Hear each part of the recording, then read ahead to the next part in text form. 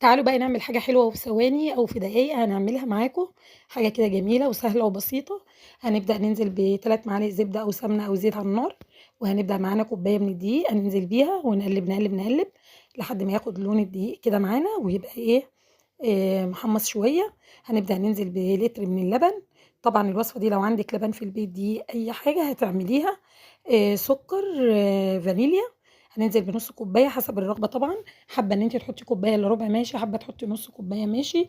هننزل بالفانيليا طبعًا هتدّيها طعم حلو ونكهة حلوة. هيبدأ يتماسك معانا وينزل الخليط بالشكل ده، هننزل في بايركس كده أو في بولات صغيرة، وهننزل بالخليط بتاعنا ونسويه كده يعني نهبط الصينية شوية بحيث تتساوى. هنبدأ ننزل الخطوة التانية بكوباية من السكر على النار لحد ما تتكرمل معانا وتدّي اللون اللي هو الكراميل العسلي.